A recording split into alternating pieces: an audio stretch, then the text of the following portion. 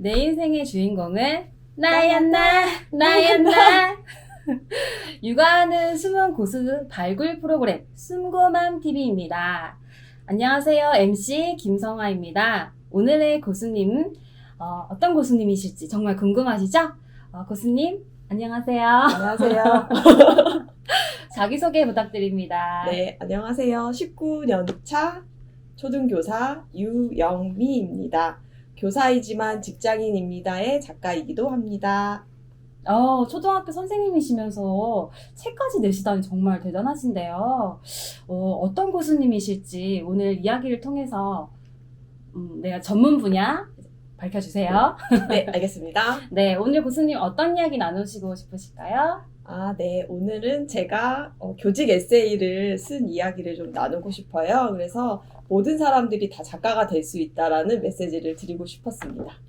모든 사람이 작가가 될 수 있다. 책 내는 거 쉽지 않잖아요. 어떻게 모든 사람이 책을 낼 수 있나요? 네, 저도 어렸을 때부터 뭐 문학소녀였다든지 뭐 이렇게 책을 좋아한다든지 이런 사람이 전혀 아니었고 그냥 버킷리스트 정도로만 생각했던 책 쓰기였는데요. 옆에 있는 김성아 선생님께서 출간을 하신 소식을 들려주셨거든요. 근데 그 얘기를 듣고 나도 할 수 있을까? 이런 질문이 생겼고요. 그 질문에 대한 답을 스스로 찾기 시작했어요.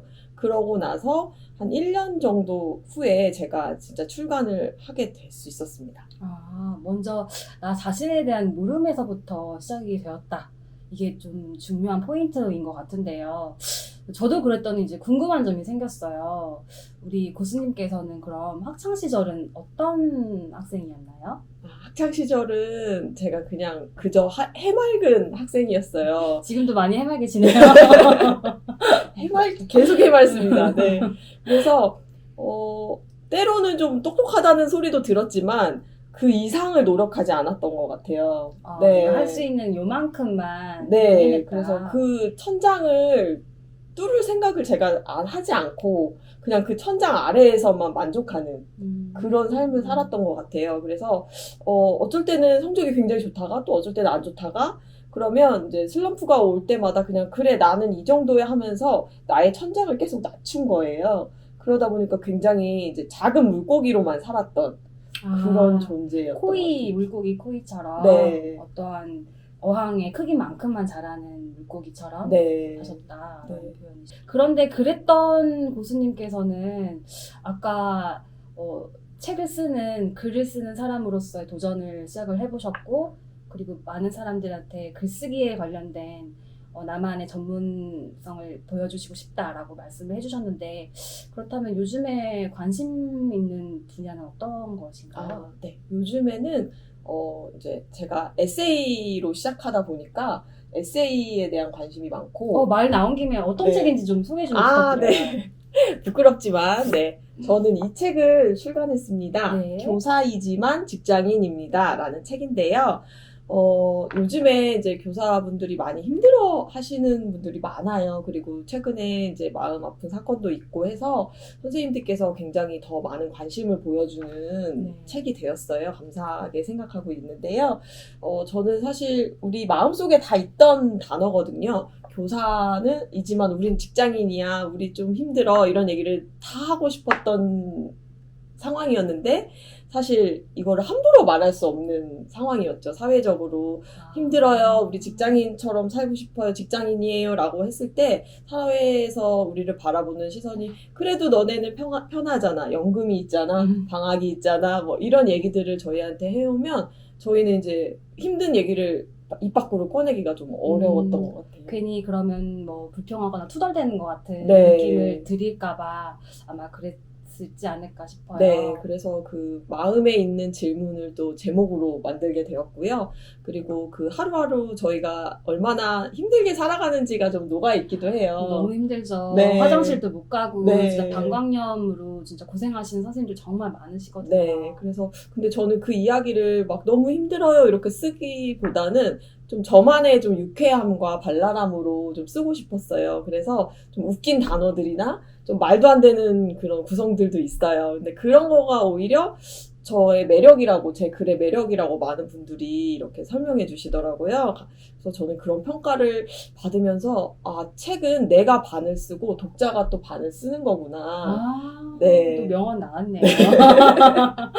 그래서 내가 다 완벽하게 쓰는 책이 아니라 내가 정말 내 삶을 좀 갈아 넣어서 어떤 메시지를 준다면 그 다음 해석은 훌륭한 독자들이 다 해주는구나. 그것을 느끼면서 요즘 지내고 있어서 참 행복합니다. 네, 저도 공감되는 지점이 제가 책을 한 권 내면서도 진짜 내가 하고 싶은 메시지는 무엇일까를 고민을 하게 됐는데 책을 읽으셨던 독자분들께서 서평을 쓰시거나 블로그에 글 써주시는 거 보면 아, 이런 부분이 독자에게 와닿았구나. 내가 하고 싶었던 말은 이분 이렇게 받아들이셨구나 라는 걸 느끼게 됐거든요.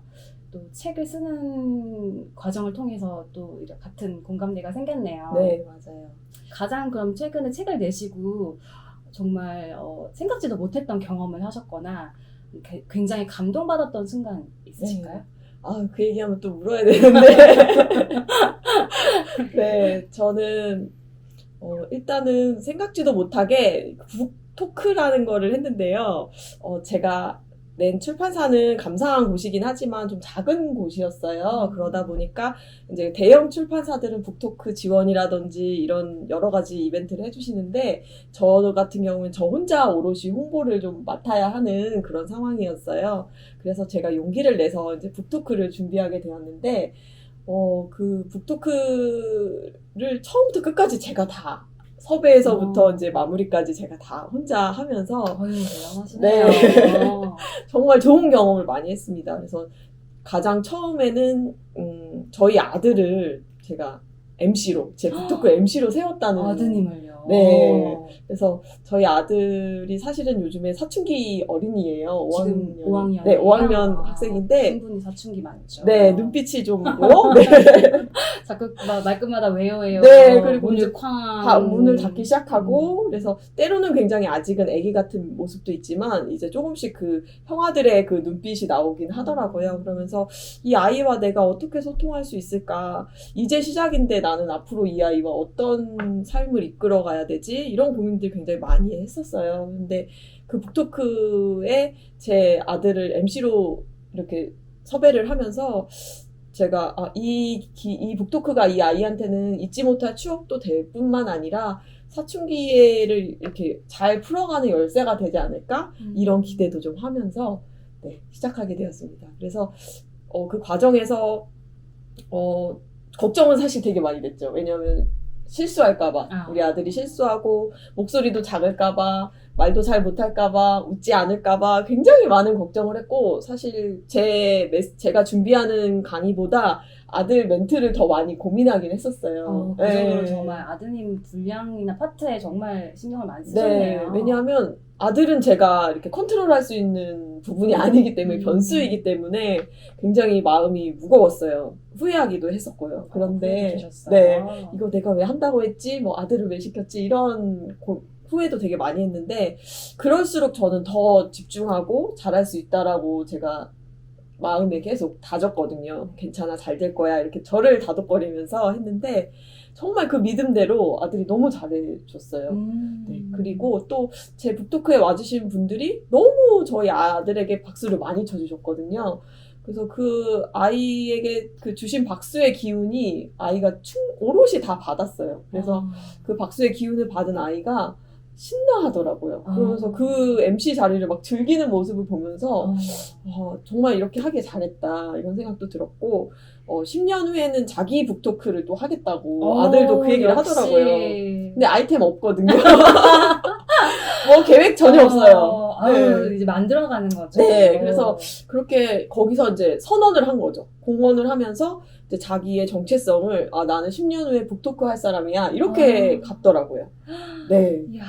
북토크 진짜 기획의 의도를 정확하게 아이가 받아들였네요. 그래서 정말 깜짝 놀랐고 특별히 또 거기에 함께 해주신 어떤 한 선생님께서 책을 2권을 사셔가지고 한 권은 저한테 사인을 받고 한 권은 아이한테 사인을 받으신 거예요. 그래서 저희 아들이 처음 그런 의뢰를 받아봤고 뭐라고 쓸지 모르겠다고 해서 그 선생님께서 선생님 아이가 있는데 그 아이한테 좀 해줄 말이 있으면 작가로서 한번 써줬으면 좋겠어. 그랬더니 저희 아들이 딱 한마디 썼어요. 뭐라고 썼어요?